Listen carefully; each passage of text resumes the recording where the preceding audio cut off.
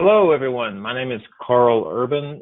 I am going to be your moderator today. I work for WRMA.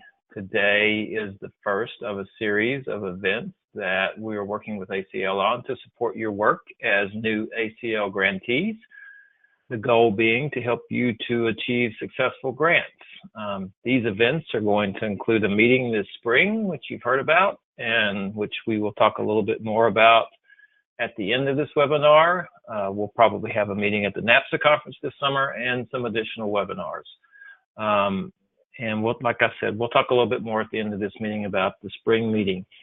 Today's topic is using available resources to ensure successful grants. Before we get started, I would like all of our presenters today to introduce themselves. And we will start with ACL staff. Okay, hi everyone, this is Hillary Dallin. I'm not exactly a presenter, but I am the director of the Office of Elder Justice and Adult Protective Services, and just very proud to work with an amazing team who are among the presenters. I'm going to let them introduce themselves, but I just want to say welcome to what will, as Carl said, be a series of webinars. We look forward to seeing you in person very soon. We really, I believe, with this set of grants, have strengthened our technical assistance and our relationships with you, both on the phone and in person and in every which way, so we're very excited about that. I want to emphasize to you that we have our own version of a no wrong door policy, which is to say any question that you have, be it substantive, procedural, anything else that you want to know more about, questions, concerns, ideas, thoughts, whatever it may be, please come to your project officer, and they will get you to the right resource and to the answers to everything. And I know they will, that they're amazing people, our project officers who are presenters who are about to introduce themselves.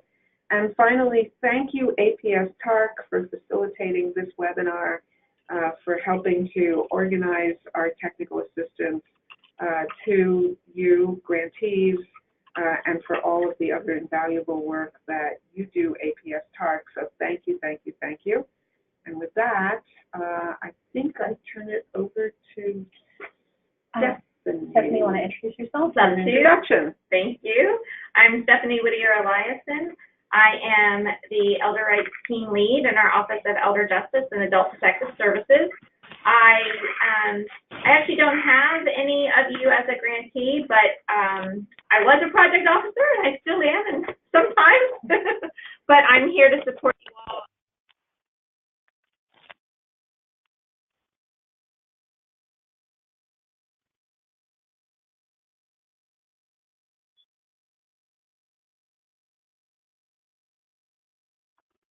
I think we lost an audio feed, Stephanie. Yeah, I lost it too, and I am here, but I don't hear the ACL staff. Yeah, Stephanie, if you're still talking, we lost. There you are. Hi, so sorry. I think where did we leave off? Our phone keeps Stephanie, did we lose them again? Oh, we're here. We're here. Okay, so Stephanie Whittier-Eliason, Elder Rights Team Lead, Office of Elder Justice, APS, and I'll just move on to Aisha. Hi, greetings everyone. Aisha Gurley Perry. We're here at ACL. I've been a project officer with you guys for since 2015, and we welcome you again. Elizabeth? And this is Elizabeth Petrui. I am the newest addition to the Office of Elder Justice and Adult Protective Services, but I have had the pleasure of speaking with several of you grantees already, and with some who I have not been assigned to, and it is a pleasure every day to learn about your projects and to help you in any way I can. And the other voice you heard was Andy Capehart. Andy? Hi, I'm Andy Capehart. I am with the APS TARC. I'm employed with WRMA, the contractor for this, and I'm in charge of the programmatic technical assistance. I'll be telling you a little bit more in a bit what that means exactly. Glad to be with you today. So as we get started today, a couple of the proverbial housekeeping rules. If you've got a question or a comment, right now you are muted, so you will need to use the raise your hand feature on your GoToWebinar panel, as you can see here. And Andy will unmute you so you can ask your question. Another option is to type a question in the question and answer box. We do have time set aside at the end for questions as well. And I think we're pretty open to answering questions as we go, or saving all the questions to the end. We'll just see how it goes. A couple of other things to note. One, we are recording this webinar, and we will be sending out the link to it for those that may have missed it, or if you want to go back and listen to something in it.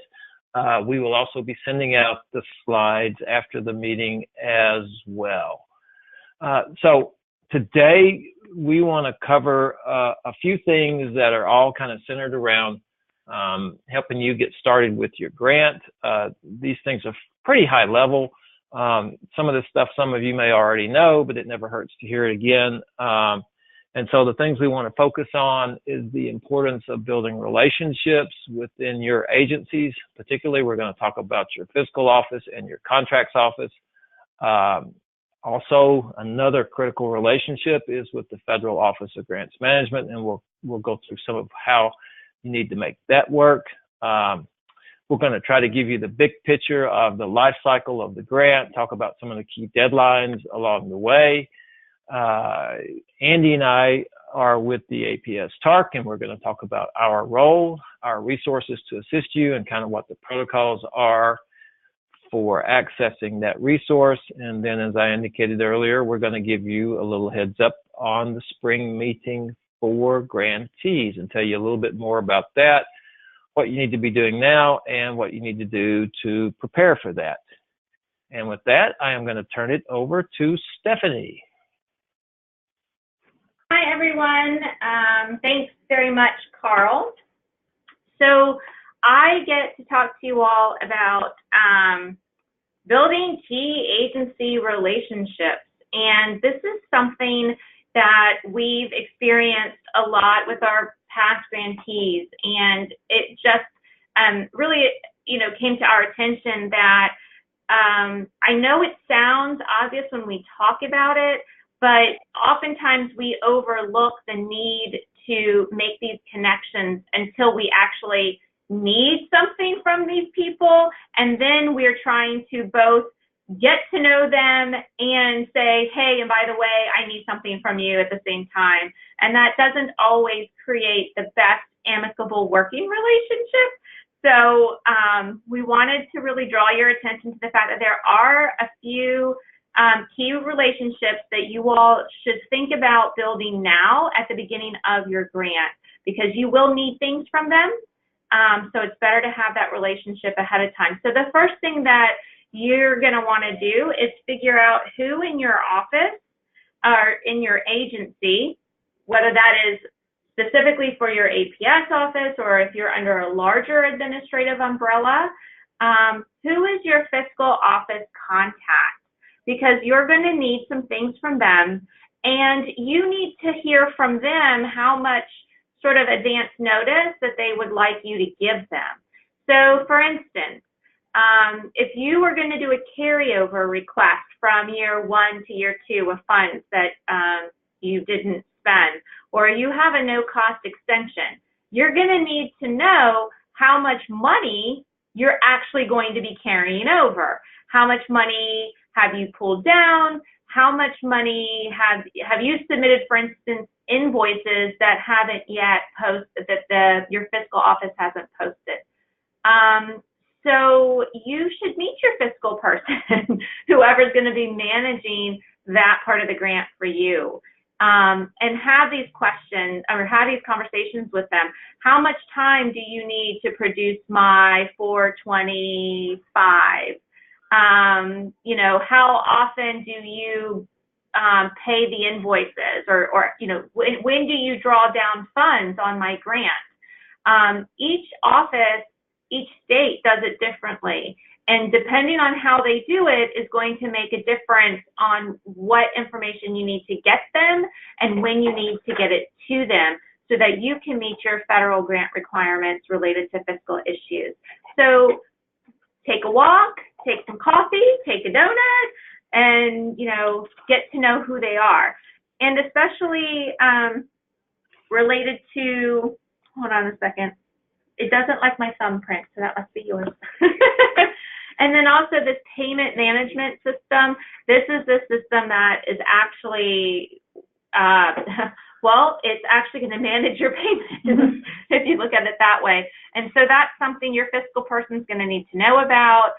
They may want you to do some things and want you to look at it. It just depends. So please, one of the first things that you should be doing in these first few months is really getting to know that person, especially because you'll have some reports that are due at the end of your first grant year.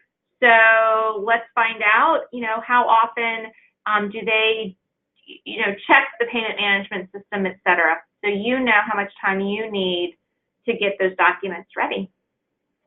So that's what I have on that one. Next slide. Next slide, please. I was looking at Elizabeth to do that, but she can't. Okay, so the next thing that you might want to do is figure out who in your state agency you're going to be working with related to any contracts.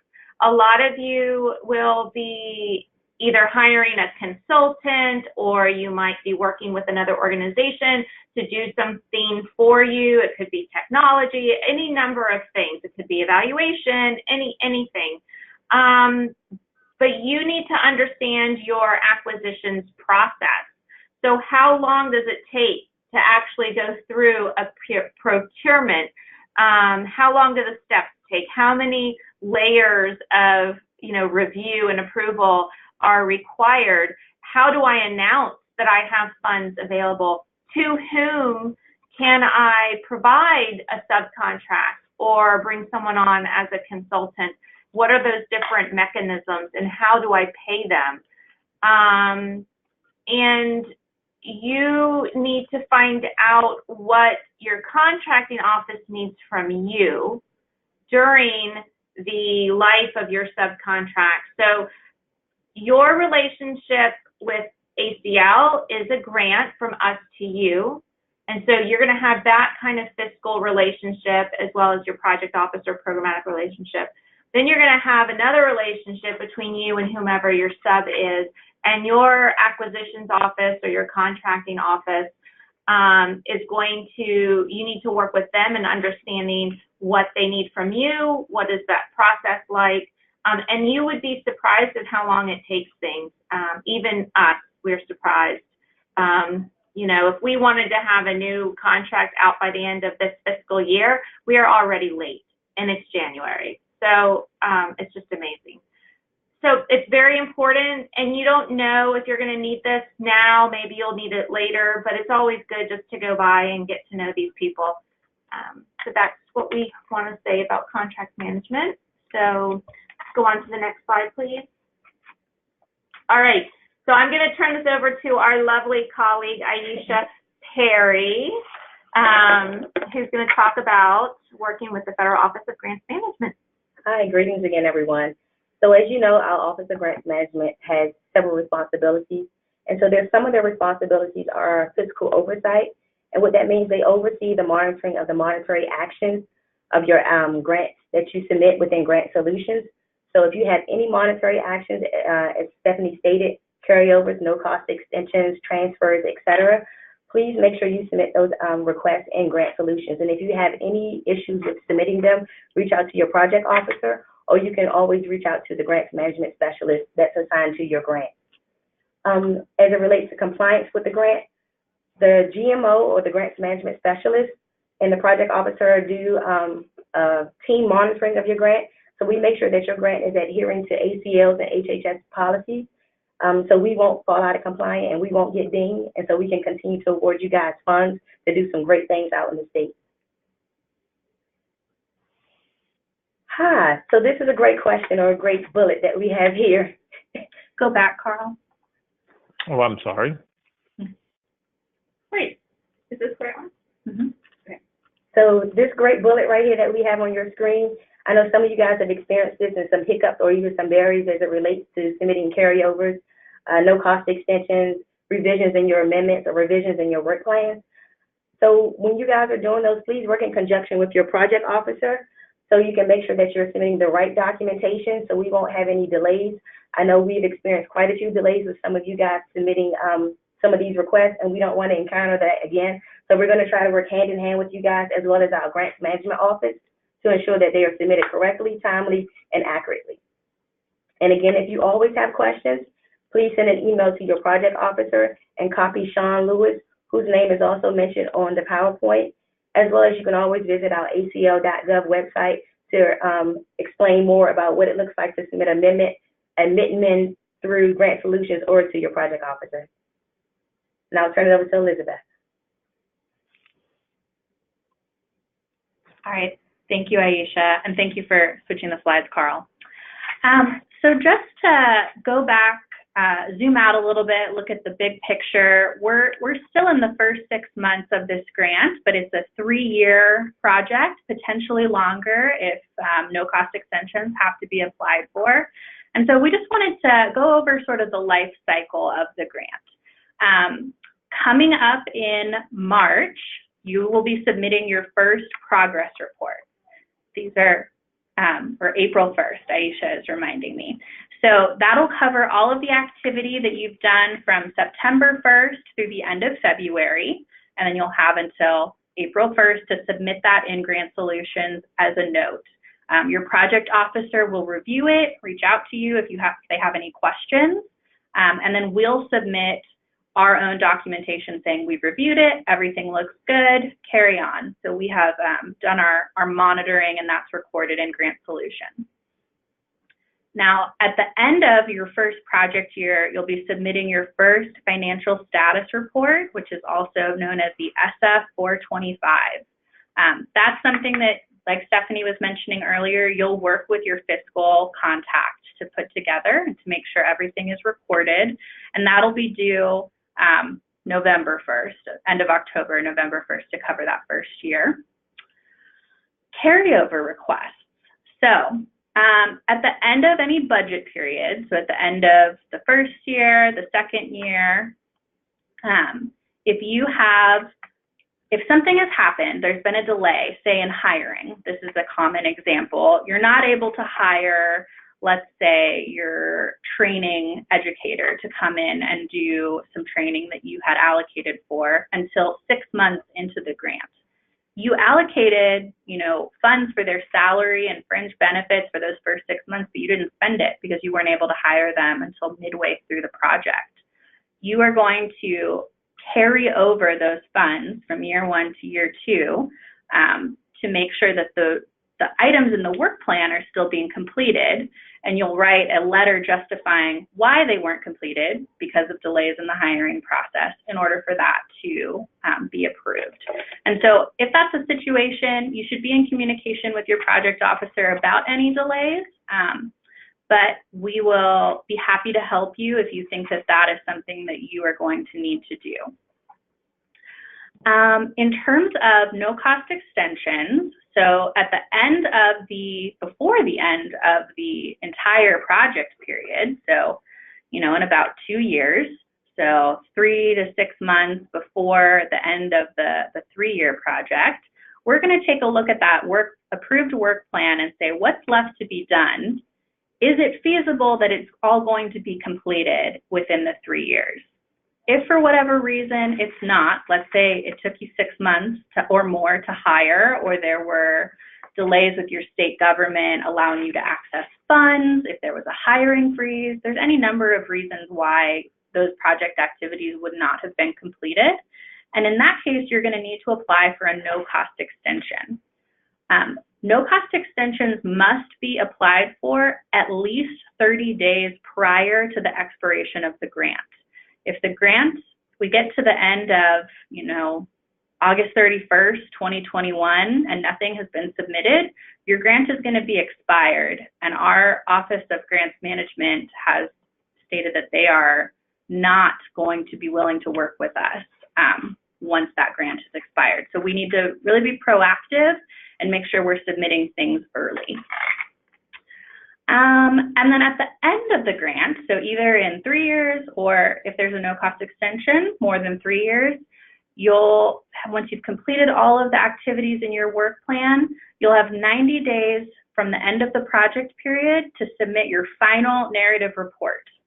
That's going to cover the entire life of the grant, all of the activities that you did in the project period, including the last 6 months. So it's cumulative of the whole project. You'll have been submitting progress reports every 6 months up until that point, but you don't have to do a progress report for the last 6 months. That will be included in the final report. So we don't want to make extra work for you there.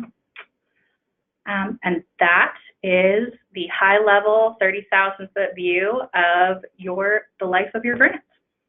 And this is Stephanie, everyone. Don't panic. We will, be working with you all throughout the process, reminding you of these timelines and everything. Great, thank you, Elizabeth. This is Andy Capehart again. I'm going to take just a minute to talk a little bit about the APS Technical Assistance Resource Center, or the APS TARC, as we call it. The APS TARC serves as a resource to all of the APS programs across the whole U.S., but we prioritize requests that come from ACL grantees. So our role is to help you in any way that we can with your project content. If you would like some help with achieving the objectives in your project, we are the folks to turn to. So for instance, we fielded questions about quality assurance from other grantees because some states were focusing on quality assurance efforts, so we were able to provide them some technical assistance on that particular area. So we're the ones you should call for expertise with any programmatic issues. We have several subject matter experts on staff who have a wide variety of experience, and we also work closely with the National Adult Protective Services Association, who is a wealth of knowledge. You can reach out to us via your ACL program officer, through your neighbor's liaison, or any TARC staff, or you can use the Contact Us form available at the website, the web address that's noted on your screen there towards the bottom. Once we receive your request, we'll contact you to get more information and sort out what the best way is that we can help you, and we'll get back to you quickly about that. Next slide, Carl. So just a few other thoughts about how the TARC can assist you. You may want to consider joining our APS listserv. If you're not already familiar with listservs, they're an email forum for reaching out to us and to other colleagues in the field across the United States. The listserv is a great option to learn from your peers about how they were handling issues in their own states and to get ideas and suggestions from other folks. If you're interested in joining the listserv, reach out to us anytime for more information. We will gladly send you some more information about it. You may also want to consider following us on social media for information on what is happening in the world of APS.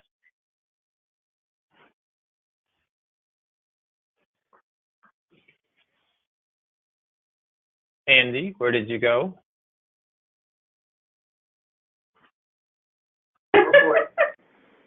Andy, are you there? I'm not glad we lost Andy, but I am a little bit glad we're not the only ones having phone problems. Elizabeth, I assume you can hear me? Yes, sir.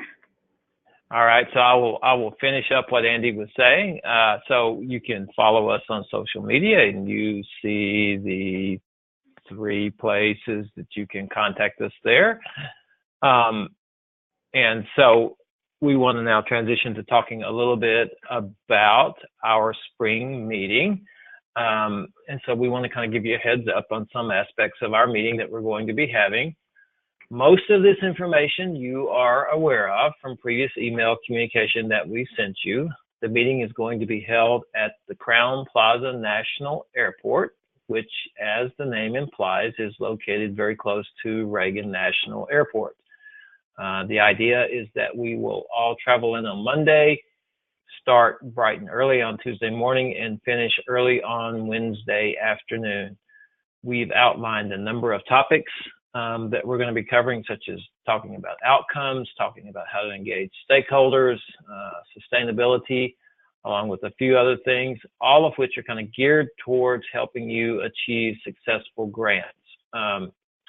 The way we're going to approach this is that we're going to have a lot of good content from our key faculty that we have lined up, but just as important, we hope to have an environment where we are learning from each other, getting to know each other better, and then through these workshops trying to walk out with some action steps that you can take to implement your grant successfully. We're going to be communicating some more detail about this to you in the near future. And we do think that we're going to ask you to do a little work beforehand to help us prepare for the meeting and to help you prepare for the meeting. I promise you it's going to be pretty simple and pretty quick, but it will go a long ways towards helping us to have a successful meeting. As I mentioned, you should have an email with the meeting logistics already, including how to reserve rooms. I would point out that the registration deadline for the spring meeting hotel reservation online is February the 25th. And so our agenda for the workshop looks like this: welcome and overview, sharing and connecting, where we're going to learn about each other's grants and learn about how we can help support one another through this process. And then we're going to talk about the topics of outcomes, culture change, engaging stakeholders, making your project sustainable. And then the last thing will be using some practical stuff about using grant solutions and other grants management tips. And so you can see how all of these are supported and supporting you in trying to achieve a successful grant. And with that, that takes care of all of the content that we have prepared. And so we would like to answer any questions. The first one of which is Andy with us or not? Andy, are you back? I am. I'm so sorry. I have no idea what happened. Oh, the joys of technology. It completely dropped. But it sounds like, Carl, you picked up and carried the social media torch for me. So I appreciate that. So, yeah. I'm so good at social media. Andy, do you have any questions so far? I am back on. We did have one question about whether the slides would be sent out after the call. We can certainly send the slides to you after this call so that you have copies of that, along with a link to the recording of today's webinar. So that will be provided to all of you who are attending. We don't have any other questions, I don't believe right now, or any hands raised. So if you have questions about anything we talked about from any of our presenters, now is a good time to ask those questions. You can type them in the question box. I will read them aloud for our presenters, or if you want to raise your hand, we will unmute your line just so that you know. There's some people who are listening through their computer may not have a microphone on your computer, so you might want to type if you know that you don't have a microphone and you're listening on your computer. So you might want to type your question in. And there was one question about, was something sent out about registering ahead of time for the spring meeting? I don't believe we've sent anything about registering for the meeting itself. We simply sent out a link to make your room reservation. So if you have not received that, we need to make sure that you get that. And I have track of the person who asked that question, so I'll follow up with you after the webinar to see that if you got that. So one question is go ahead, Carl. Oh, go ahead, Andy. One question for our ACL folks is there a format for the 6-month report? Go ahead. Yes, there is. The end. No, just kidding. I asked an answer. I know. I thought that was funny. So we have a format and we have some suggested guidance for you all as well. So Andy, if you go back to the slide that had the ACL website that had managing your grants. One more forward. Aisha says 6. Go ahead. Keep going. Right there. So if you go to that link to guidance on managing your grant, There is a download that is available that is for reports. That one document has the template for both your 6-month report and your final report. So you can always find it there and download it and work in it. Now, we have some guidance that we've created that we give our grantees that helps you think about answering the questions on the form in a way that makes sense for these projects, because the form is a general form. It's approved by the Office of Management and Budget, and all of our grants, most of our grants use it. So it's not really tailored to what, any particular grant program. So the guidance that we'll share with you after this is really just how do you answer those few questions that are on the 6-month report template in a way that makes a lot of sense for meeting the objectives of this program, of your state enhancement grant. And we'll share that after the call. So good question. Thank you, Stephanie. There is another question. Are you going to be setting future meetings with your team throughout the year? Yes. And I believe that may be in regards to some of the meetings we talked about earlier, some of the webinars that we have, and yes, we'll be sending out those meetings as we're scheduled, I believe, is the plan. Correct me if I'm wrong about that. So we schedule meetings with our grantees, and they're based on a scale in which we rate them. And so if the grantee falls within the red, yellow, or green category, determines how frequent the project officer meets with the particular grantee. I'm not sure if that's the question that they're asking, Andy. Yeah, I'm not sure too. So if that person who asked that question could clarify a little bit. If you're referring to meetings such as this or webinars such as this, yes, we will be having more throughout the year, and we'll be sending those out and plenty ahead of time, several weeks in advance for you to register for those. And the person said, yeah, webinars such as this, yes, there will be others, and we will be sending those out several weeks in advance so that you can register for those. Yes. I am not seeing any other questions just yet. So as a reminder, if you have questions about anything we talked about today, type them in the question box, or you can raise your hand and we will unmute your line and give that a shot if you have a microphone, if you're on the telephone listening.